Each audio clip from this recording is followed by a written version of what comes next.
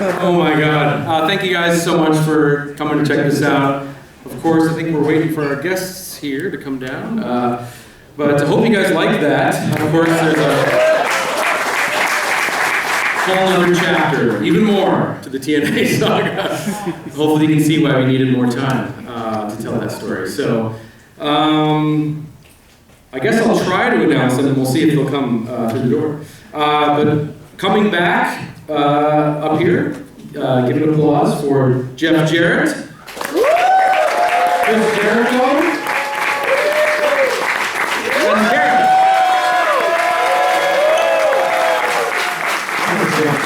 Oh, come on, man. All right. Woo! What did you think? Woo!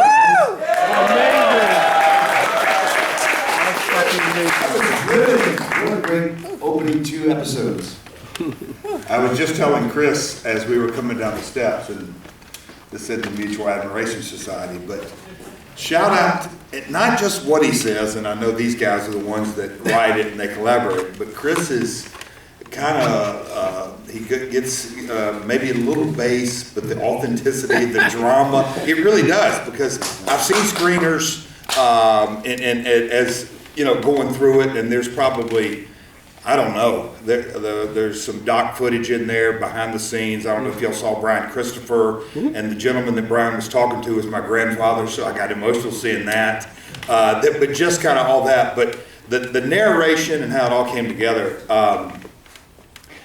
it was emotional again, watching it up there. So kudos to all of you, Chris and Evan and the whole.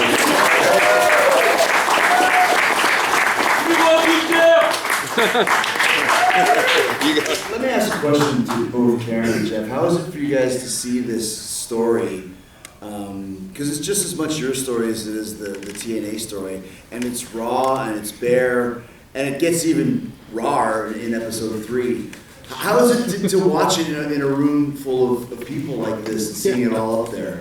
Uncomfortable. You know, just like, again, I'm a wrestling fan. The cornet lines, I chuckle at. Kia, Awesome Kong, kind of the natural beats that these guys put in there. But it's who they really are. But I mean, it They're is. not performing, but it's who they are. Again tonight, when I watch Scott Steiner, and I'll get emotional. I mean, Yeah. I mean, it's just Little backstory, Scott was best friends with Jill. So there was a really close relationship. And if you know, and you'll like this, Chris, but if you know Scott, hell, his own wife, his own mother, Robbie, his brother, he really, you don't talk bad to Scott. You just don't. Jill never cussed, but she would lay into him. They had a good relationship, but you know, there were some emotional parts in there. And same again, when I watch it back, you damn right. You know, I've forgiven Dixie, but.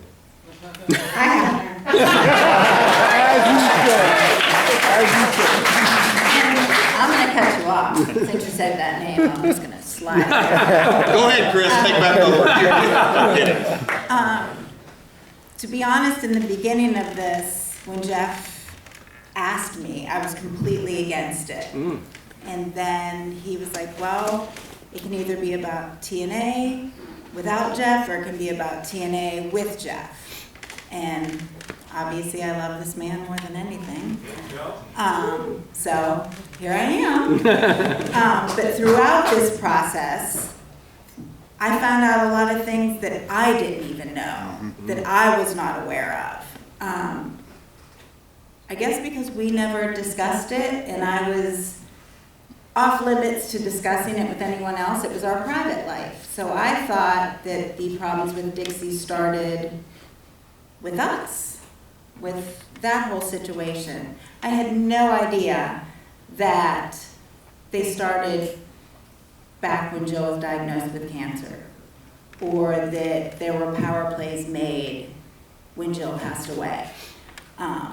So there's new venom spewing all over the place.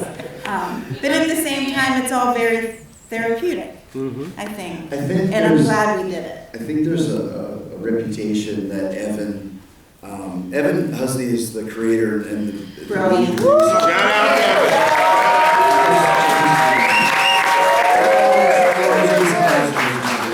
I think you built up a real level of respect. And this started how I got involved with this show is when you guys were in season 2 doing the Chris Benoit show. And Chavo Guerrero called me and said, they're doing this show about Chris. And I was like, dude, I've done enough shows about Chris. I don't want to be involved. They said the same thing what you just said, Karen. They can either do it with our involvement or without. Either way, they're doing it.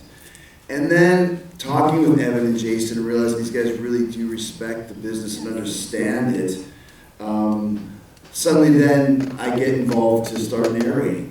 And another one was with Martha getting involved with the Owen Hart show. The first time I've ever seen Martha and Oj and Athena talk about Owen's passing and Owen's life. Suddenly now you've got a whole fortress of like, well, who else has done it? Well, it doesn't get any bigger than Martha Hart, right? So I think for you, Karen, to say be completely against it, but then you look at the history of the show, suddenly who wouldn't want to be involved with this? Because every one of the shows is done with the ultimate respect for the subject and the people involved. Absolutely. Right? Absolutely. So here's to Evan.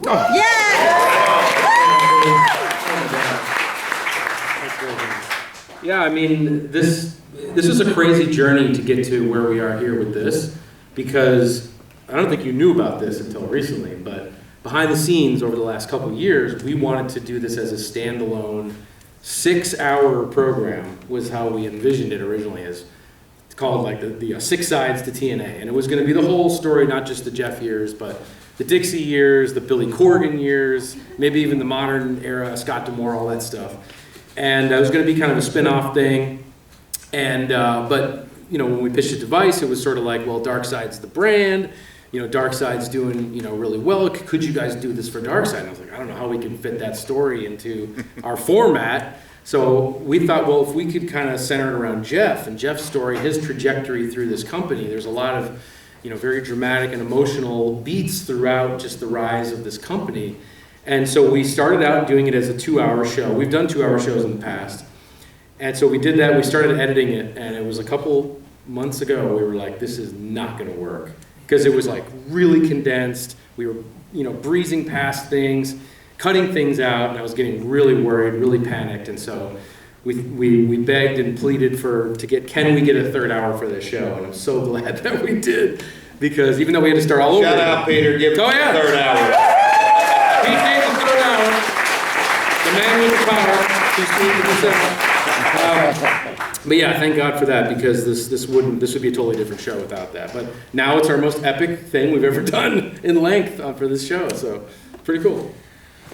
I think there's so much more to it as well, to enable it to be 3 hours. We were talking about this in the lobby earlier, how yes, it is the story of TNA and Impact Wrestling, which of course was started by Jeff, but Jeff's story is so deep and involved, even going back to your father and Owen and with Karen and the trials and tribulations of all that, and then we get to your addictions, which we focus on a little bit more in episode 3. So it really is a combination impact, but also the Jeff Jarrett story of a guy who's been in the business your whole life and has 3 generations of people that have run these businesses and run the wrestling business. Yeah. So there's so much more to it that makes it easy to get 3 hours out of it, or 3 hours out of it. Oh yeah.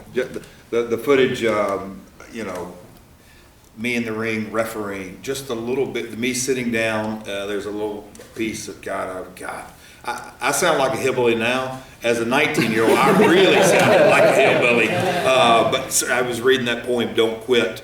That was that promo when I said, you know, breaking into the business. That promo, that poem that I read in that promo that my dad had me read, you know, I read that at his funeral.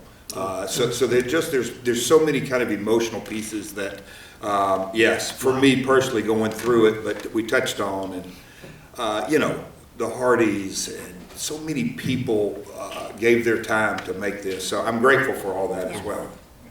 Thank you. I also worry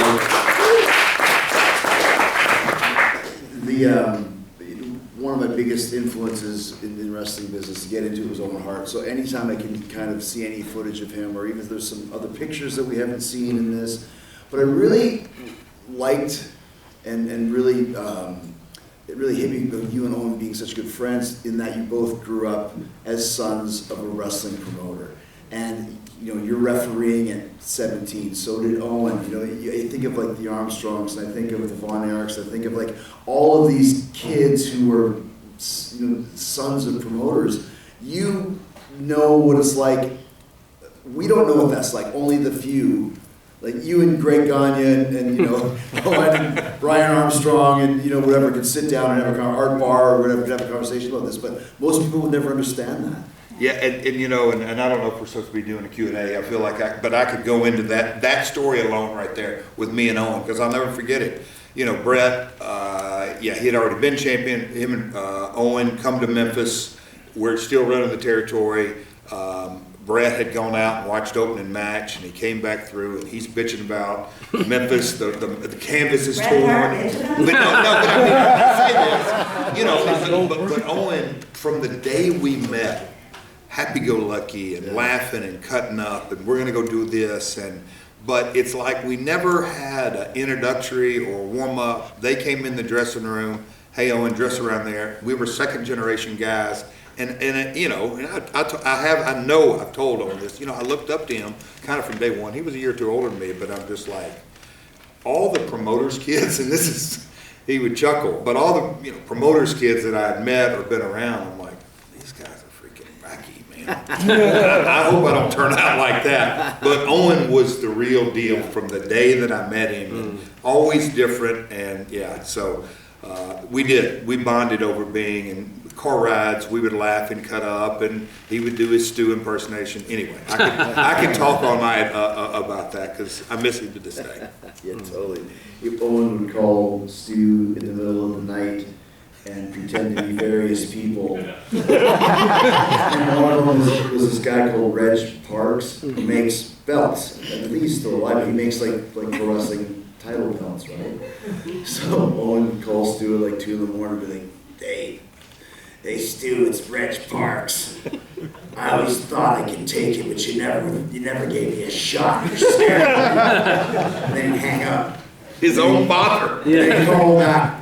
Hey Stu, I'm waiting for you. You thought you could take me, Reg? Why didn't you try me? Meet me in the lobby. It's like 85-year-old Stu Hart going to meet Reg Parks in the lobby for a fight. Thanks, everyone. The best. We doing a Q&A here, or we just chat? I didn't know, because, that's all.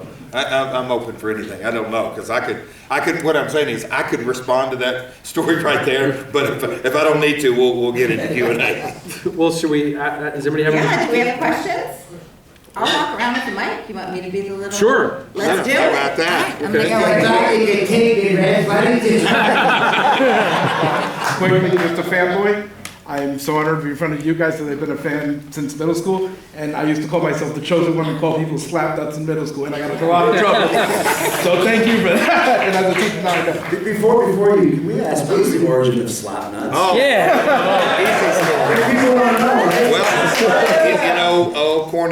Jim Cornette talked about my grandmother, Christine Jarrett, so famous promoter, but she had a saying, and as she, as all of us, get a little bit older, her patience was run thinner and thinner and thinner. But she used to call people slappies, and I'm like, Teeny, what's a slappy? Well, that's somebody who knows more and more about less and less. We would call it a complete bullshit artist. Teeny he's a slappy, but it's somebody who runs their mouth, slaps their gums together. So. I added nuts. See, it was the attitude era.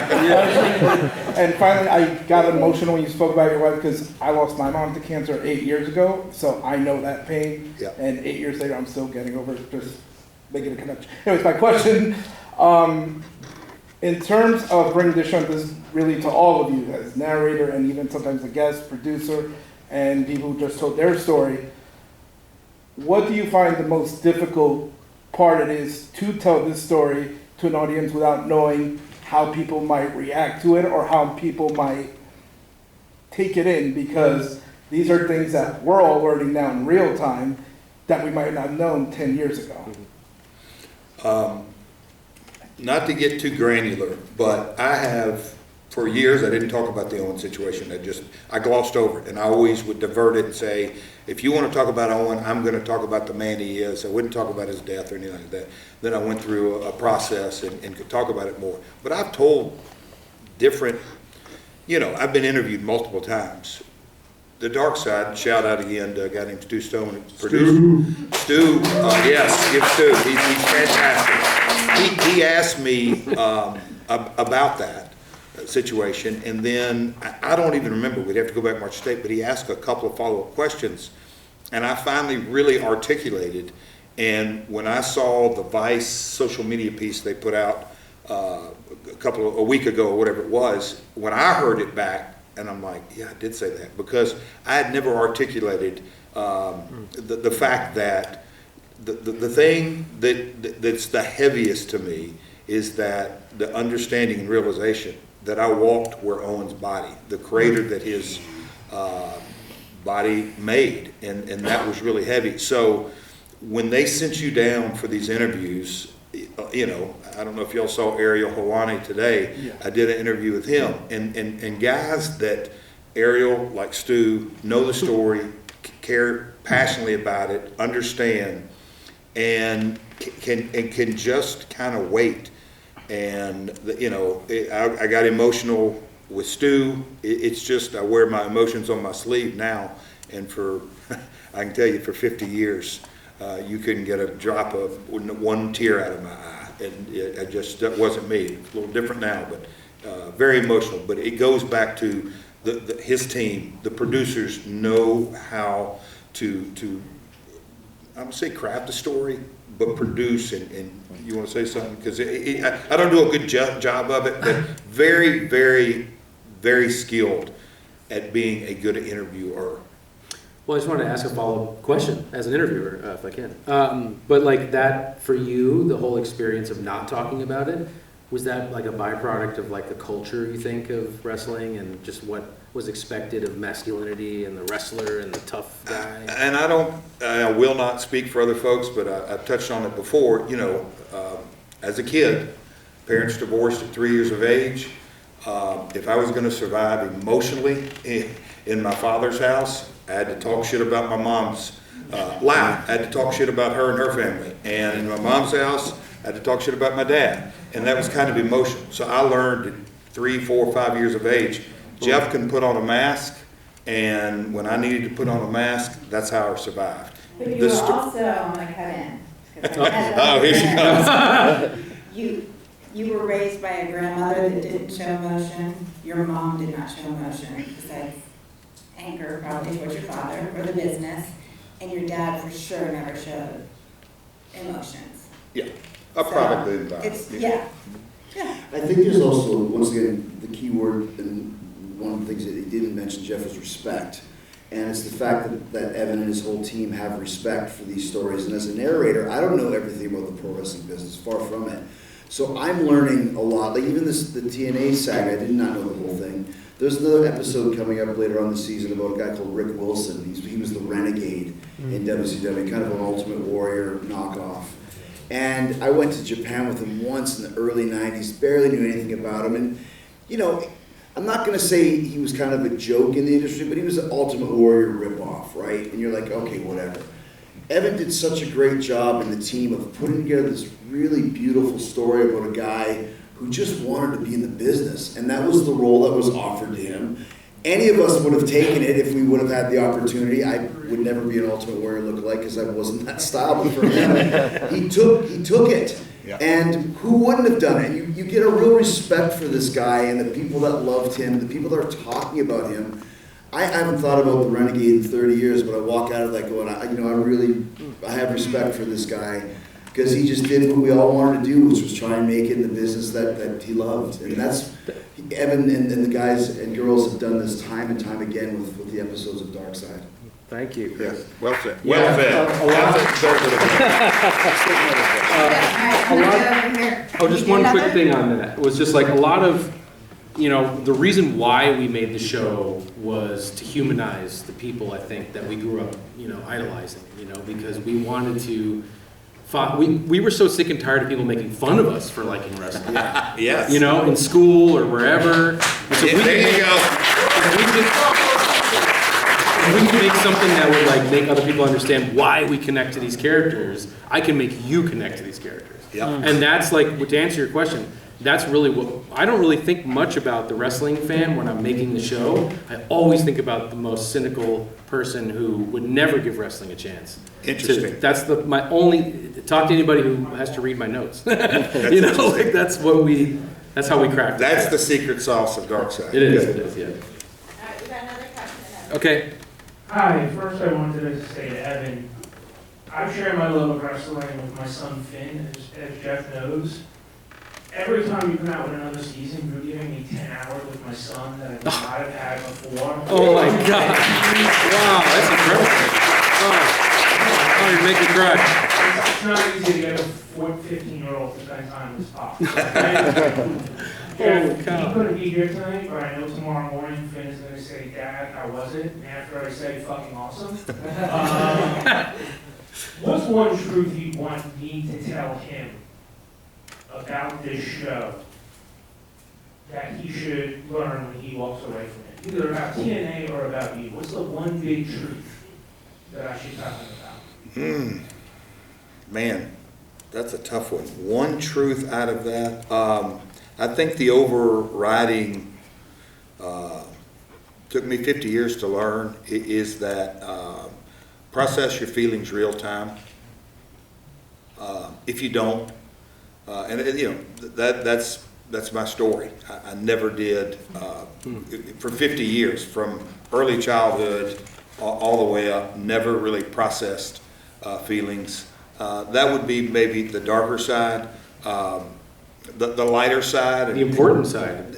Yeah, the lighter side or all that is that I think deep down in my DNA, you know, I've been told this, I've thought this, what the hell? At the end of the day, I want, you know, I want my kids to be able to say, Dad really lived the 3 Ps: passion, perseverance, and persistent. In that no matter what you go through, at the end of the day, God did not promise us a trialless life. We're going to have our ups and downs, but the very, very core that I live today is that if you just take a step back, it's impossible to reach a mountaintop without going through a valley. So you'll get to a mountaintop, just be ready for the valley and persevere.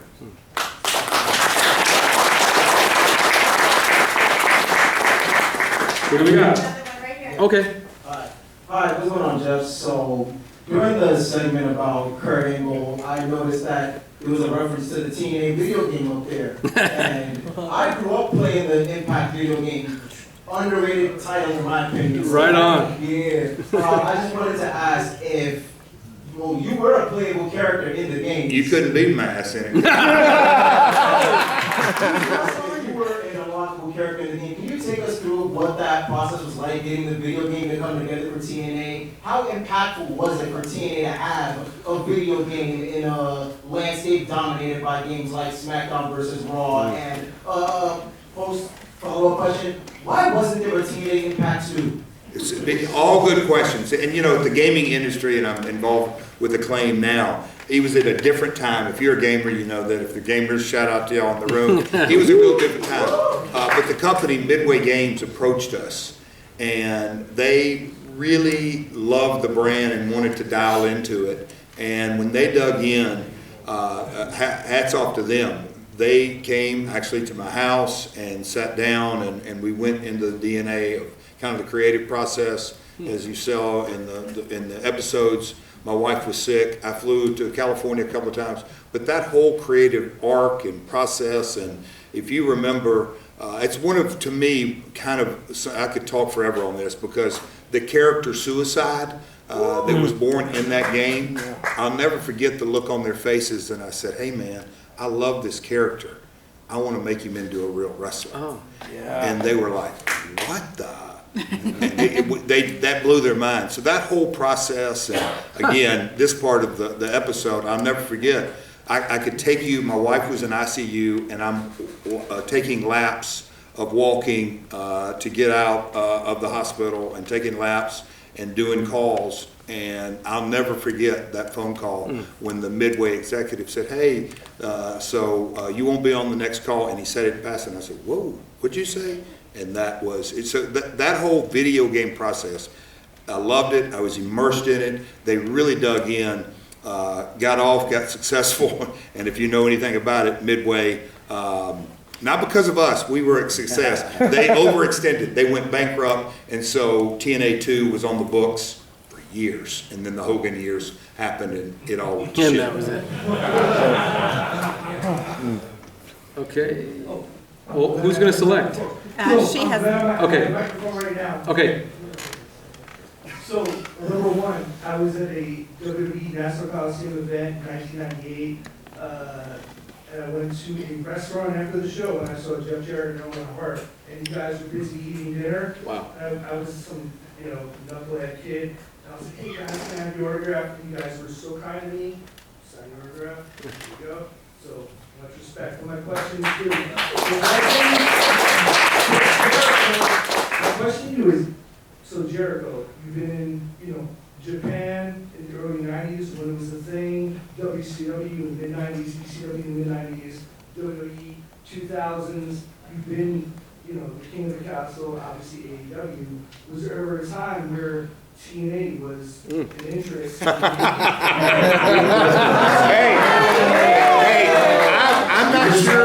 I'm not sure this story has ever been told publicly. I don't know this story, so I'm gonna let Chris tell it. Breaking news. If he wants to. Jeff and I, was Dixie there? Yes. Yeah, we met at the Cheesecake Cafe in Tampa, Florida. Cheesecake Factory. Cheesecake Factory in Tampa. What's that? Cheesecake Factory. Sorry, Cheesecake Factory. Yeah, that's. Now let me give you a little bit of a little wrestling lesson behind the scenes, Mr. Jarrett. Uh-oh. So I was talking about going back to WWE. I'd been off for a couple of years. I think this was like 2007, and this was at the time when Vince had the magic number of a salary. He had the magic number. I won't say what that is, but it's the highest that you could get, no matter who you were. It didn't matter, because with Vince at the time, if you headlined, if you were a main event, you would get paid more money, and et cetera, et cetera. But the base minimum was this certain number, and he wasn't coming close to it. I was like, well, let me see if I can arrange a meeting with Double J and have a conversation with TNA and see what happens. Now, what happened was... I love this already. Yeah. So, this is a real behind-the-scenes storyline thing. And I don't know this part. So Yeah. So, my cousin was in town at the time, and I said, just go sit over there and just comment on what you see. So, and here's an email address of someone that in the wrestling dirt sheet area that might be interested In the Chris Jericho. what? Jeff Jarrett. So, and I'm not saying I wasn't entertaining the idea, but 2 days later, guess who came back with the magic number? Oh, he owes me. No, but you have to tip a cat. Was Barry repping you then? That doesn't matter. But anyway, but that's Smart business. I hate to say this, but This is why it's great to have a number, not even an alternative. an alternative. Yeah. And it wasn't like I wasn't entertaining the idea of going to TNA. If they have the magic number. There was a time Yeah. when Samoa Joe and Kurt Angle, in that first feud, we saw a little bit of it tonight, was the best feud in wrestling. Yeah. It was so exciting, and Samoa Joe, I was like, fuck, I love this guy. I love Samoa Joe. So it wasn't like I was like not thinking about it. Just like, well, let's see what we can do when the other side knows what's going on, right? And that's the reason why it's great to have two viable companies. So, You can wrestle Joe now. I'd love to. but I don't know I don't have this kind of recall, but my gut tells me we leave that lunch, Dixie would say, well, what do you think? And my natural, Dixie, if we can get him, it's a freaking grand slam. Let's hope we can get him, all that kind of stuff. And probably in my gut, I go, okay, I get it. I'm a talent. I totally understand that mentality. Bless her heart, she didn't, because she had a lunch. That's 07, maybe 2 years, 3 years. She had a lunch with Goldberg. Wow. Whoa. And Cheesecake Factory? Or? no, I was not invited. That's why it was during the Hogan years. Okay. And I remember her saying, "Yep, I think we can get Bill." And I'm thinking to myself, "You don't have a clue. He's going back." Yeah, so Right. I don't. Yeah, I mean, I knew that he was playing two sides, but yeah, that's a cool story. That's. I love it so That's a much. lever. Another favorite thing is I used to buy the pay-per-views every week when you guys first started, to support the business, support my friends. But my favorite thing was Raven would always call me. And Raven would just talk for like an hour. So what I would do is I would wait until the live pay-per-view was happening. When Raven was in the ring having his match at the TNA pay-per-view, I'd call him up. Just calling you back. So I get the credit for calling him back. I don't have to talk to him. I love it. That's great. These are good. Oh, one more. Hi, everybody. One, I want to say thank you because I love this episode. I'm a big Dark Side of the Ring fan. Oh, thank you. Season, the line for this season is going to be playing to the stat for it. But this is a two-part question. The first one, Chris, you said that you've been narrating for about 63 episodes. So how do you stay so centered when you're doing these narrations? Because there's new things that you said yourself that you have learned over the years with these narrations. Like, how do you stay so centered? And second one for Jeff, and these two that we've seen, is there somebody that you wish that they interviewed, that you wish should have been interviewed for this that wasn't shown on camera? I'll go ahead and let Chris answer the first part. Great, Yeah, good great question. question. Appreciate you. Thank you. I think just to answer simply is that I know what my boss is going for. Because when I first started doing it, it was much more like, and then he got out of the ring and gave him a body slam. And he's kind of, can you just dial it down a bit? More introspective. And then so I think when we first started, it would take like maybe an hour, 75 minutes to narrate a show. Now, literally 20 minutes. Yeah. Like we bang through it because I know what he's looking for. He knows what he wants. And like Jeff said, there's a certain tone that you use now that I use Yes. to talk about this. And you get into it because obviously there's some very serious things. There's some more lighter things, funny things, sad things. So you want to kind of match that a little bit without being too over the top. So it's kind of a combination of just really knowing how Evan likes it done and just interjecting just a small little bit of a Jericho in there, but just playing the right part for the song, doing the right part for the story that we're telling. I've said it again. He's multi-talented and he's got singing chops, but it's the tone he delivers. I'm telling you, he's not James Earl Jones, but he sucks you in like no tomorrow. He's very good at it. Yes. To answer your question, and I thought it was real cool how y'all put it in there. Dixie Carter has been asked. They asked multiple times. I actually reached out and asked. Karen didn't Which know. I found out today. Karen found that out. Well, But anyway, let me answer. but anyway, there are two people that were there that if we could have gotten them on camera, because they had literally, there's one person that was on the other jet ski in Old Hickory Lake in the summer as I came up in this mine.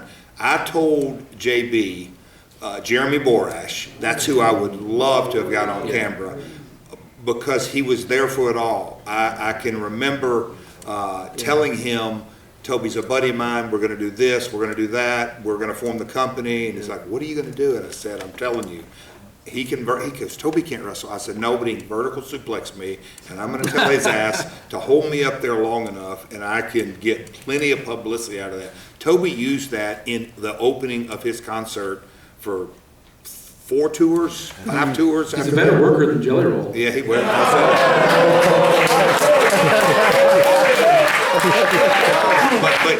but Borash. Let me get some heat. Yeah, Jeremy was there for so much of it. you know, I wore a lot of hats. He did too. He learned to edit. He ring announcer. There were so many things, Jeremy. That's one. And then the second one is kind of a layup, but it goes without saying, because I think at the very end of the day, from a talent perspective, there's one guy that I can't say benefited the most. The cream's always going to rise to the top, but you really, you take TNA out of AJ Styles' career, and it just doesn't look the same. He would still be one of the greatest of all time. But if they could have gotten AJ, and I get why we can't, but AJ on camera. Yeah. I've had one-on-one conversations when I went back after the Hall of Fame in 2018. Me and AJ got to reconnect. It was very heartfelt, and it, you know, he'll tell you to this day, when I resigned, he called up his manager and said, "Jeff's out, let's go." So AJ would have been really good. I'll be quick. For me personally, Dixie was definitely at the top of the list, just to be able to represent her side of the story, her point of view. You know, that was always our intention, you know, to make it as well-rounded as possible. You know, we tried, there were conversations, you know, you tried, and in order to make it, you know, and then at a certain point, we needed to kind of, you know, we were on a schedule and we have to keep moving, and after a while, we didn't hear back, and that was kind of that, so we kind of kept going with it. One other person I would add to that list was Dutch Mantell. Only because, you know, I love Dutch so much. He's such a huge foundational part of this series, and you could make a huge argument that there would be no Dark Side of the Ring without Dutch, like, believing in us early on. But obviously, at the time we were filming this, he unfortunately was going through a lot of health problems. And so, yeah, he would have been, for me personally. He'd been fantastic. Because, I mean, come on. He was there too, very, show one, so Yeah. yeah. So, yeah. Is that it? One more. We got a bunch of hands up, but I don't know, but Okay, right they're gonna here. kick us out of here. Right here. One more, then we got to get out of here because people are going to. Okay. Yeah. So you guys focused on kids, right? With your 3 daughters growing up and everything that you have gone through with them. My question for you, Evan, I'm not sure if you have kids or not. I do not. With Jericho, I know you have kids, but my question for you guys, if you was to have to tell your kids in the future about Dark Side of the Ring, or just about your life in general, or about the wrestling business, how would you tell it to them and what to avoid? And also I have a 6-month-old. He's gonna turn 7 soon. Chris, I actually did a reaction video with him, and you posted it on your story. Thank you for that. My favorite wrestler of all time, just so you know that. But my second part question is, what dad advice do you have for me? Oh, boy. We might be here for a while. Yeah. Let me just say one thing quickly that I thought was really a great point that Jeff made. You said you were given the gift of desperation. Yes. That to me was so kind of poignant, because Jeff started this whole company that still exists to this day to support his 3 kids and his family. And like you said, man, starting a wrestling company, like Vandenberg said, like, you're crazy. You could win the Powerball and you're crazy to start one. You started one knowing how hard it would be, because you're a wrestler. This is what you do. This is how you support your family. You did it to support your girls. I thought, man, that shows what kind of a man Jeff Jarrett is, willing to stick his neck out and start his own wrestling company to support his kids. That's a special guy right there. All right. All right, Joe, thank you so much. We got to get out of here, but thank you so much. Tell all your friends. Thank you all very much. Tomorrow night, 9 a.m. Tell your friends to tune in. Thank you so much. We'll see you next time.